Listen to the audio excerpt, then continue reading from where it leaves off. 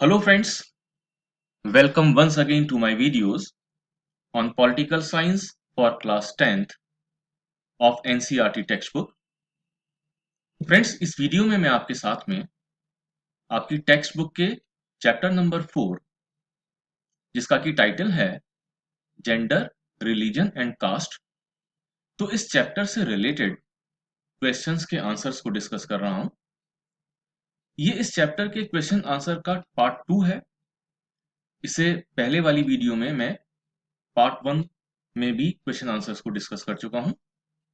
1 to 4 questions के answers को मैंने पार्ट 1 में डिस्कस किया है और बाकी के मैं आंसर्स को इस पार्ट में डिस्कस कर रहा हूं। तो मैं आपको एक सेकंड के लिए एक रिव्यू दे देता हूं कि मैंने जो हमारी पहली वीडियो थी उसमें क्या-क्या डिस्कस किया हुआ है।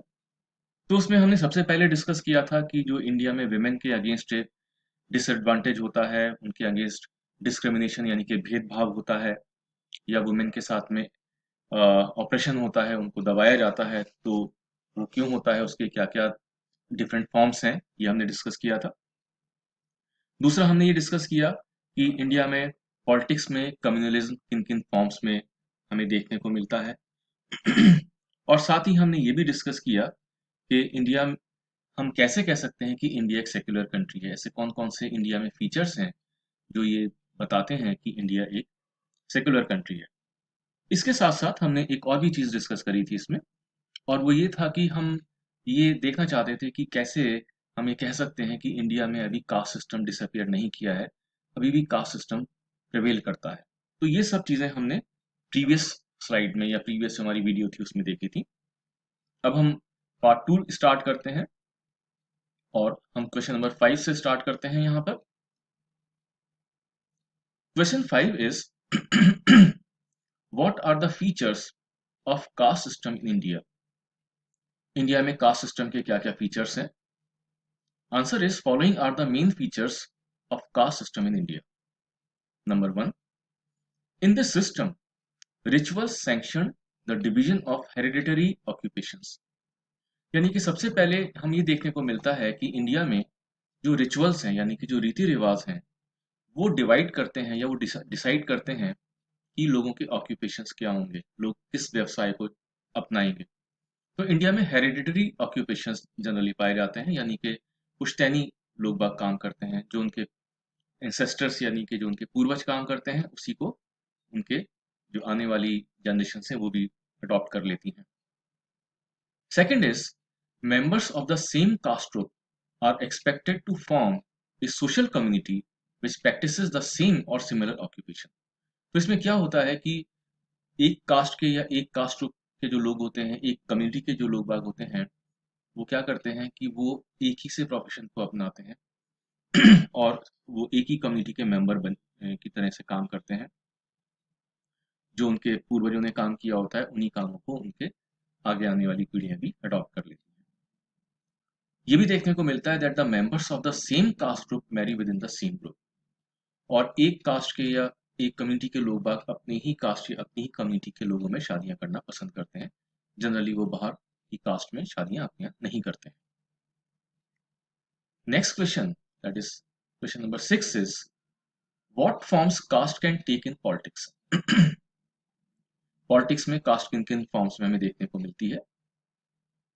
Number 1, during the elections, political parties consider caste composition of the electorate and nominate candidates from different castes to muster necessary support for the winning of elections. इसका क्या मतलब है कि जब इलेक्शंस होते हैं तो उस दौरान डिफरेंट पॉलिटिकल पार्टीज इलेक्टोरेट के कंपोजिशन को देखती हैं। इलेक्टोरेट का मतलब वोटर्स। तो वोटर्स का किसी पर्टिकुलर एरिया में क्या कास्ट कंपोजिशन है, एक पर्टिकुलर एरिया में किस कास्ट के वोटर्स ज्यादा मात्रा में रहते हैं, तो उसी कास्ट के कैंडिडेट्स को उस एरिया से लोग टिकट दे देते हैं। साथ ही साथ क्या होता है, while campaigning parties and candidates make appeals to caste sentiments to attract the voters. और साथ ही साथ जो कैंपेनिंग के दौरान जब अपने चुनाव का प्रचार कर रहे होते हैं तो कैंडिडेट्स क्या करते हैं, वो वोटर्स की कास्ट सेंटिमेंट्स को अपील करते हैं कि हम आपके कास्ट के कैंडिडेट हैं, आप हमनी को वोट दीजिए। तो ये भी इंडिया में जनरली देखने को मिलता है। और इसके अलावा क्या होता है, some political parties favour some caste and are seen as their representatives. और कुछ पॉलिटिकल पार्टीज तो कुछ पर्टिकुलर कास्ट के रिप्रेजेंटेटिव्स हैं, उन्हीं कास्ट को रिप्रेजेंट करती हैं, पार्लियामेंट हो चाहे state legislative assemblies. Next question is what shows that caste does not always dominate in politics. ऐसा हम कैसे कह सकते हैं कि हमेशा पॉलिटिक्स में कास्ट डोमिनेट नहीं करती है? तो ऐसे कौन कौन से फैक्टर्स हैं जिनसे हम ये कह सकते हैं?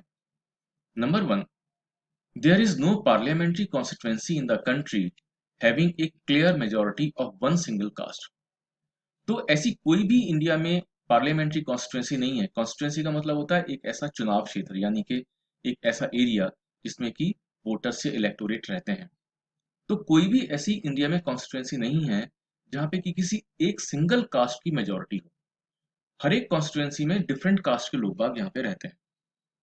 दूसरा क्या है, to win the election every candidate and party must win the trust vote of more than one caste and community. और अगर किसी को इलेक्शन जीतना है तो वो सिर्फ अपनी कास्ट के वोटर्स के ऊपर ही डिपेंड नहीं करेगा, उसको बाकी की जो और कास्ट और कम्युनिटी के लोग बाग जो उसके कॉन्स्टिट्यूएंसी में रहते हैं, उसके एरिया में रहते हैं, उन सभी का उसको ट्रस्ट जीतना पड़ेगा, उन सभी का विश्वास उसको जीतना पड़ेगा। Third point is no party और candidate wins the vote of all the voters of a particular caste और कम्युनिटी। और एक पर्टिकुलर कास्ट के जो वोटर्स हैं वो सिर्फ एक ही कैंडिडेट को वोट नहीं डालते हैं, वो अलग अलग कैंडिडेट्स को भी वोट डालते हैं।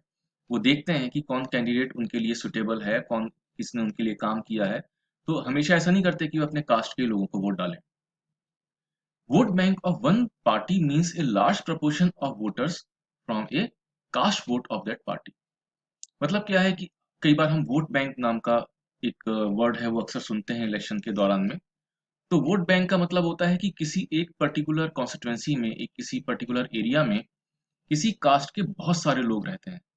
इसका ये मतलब नहीं है कि उस पर्टिकुलर एरिया में किसी खास कास्ट के ही लोग बाग रहते हैं, बल्कि इसका क्या मतलब है कि किसी पर्टिकुलर कास्ट के ज्यादा लोग उस एरिया में रहते हैं, तो वो उसका पर्टिकुलर पार्टी का वोट बैंक बन जाता है।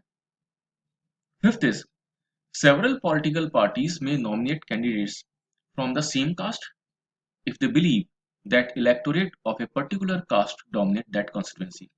और कई बार क्या होता है कि बहुत सारी पॉलिटिकल पार्टीज अपने अपने कैंडिडेट्स को उस एरिया से खड़ा कर देती हैं जो कि उस कास्ट के होते हैं जिस कास्ट का उस एरिया में डोमिनेशन होता है।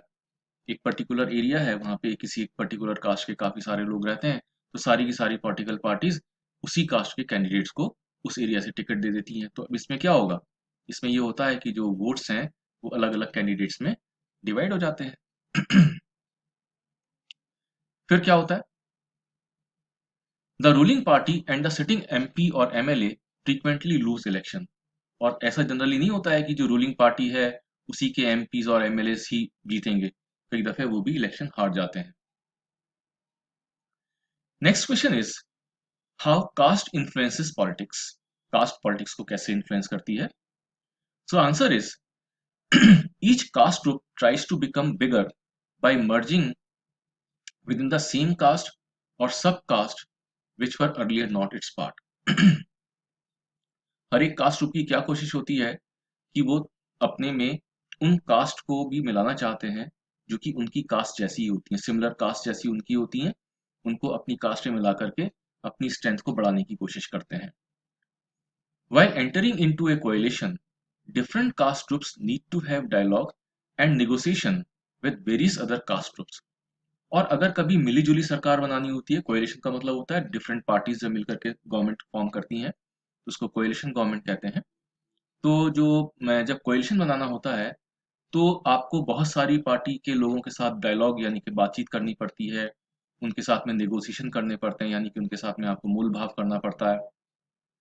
तो आपको सिर्फ अपनी कास्ट के ऊपर डिपेंडेंट नहीं रहना होता, बल्कि आपको और कास्ट के लोगों को भी साथ में लेके चलना पड़ता है। And third is new kinds of caste groups have come up in the political arena like backward and forward caste groups.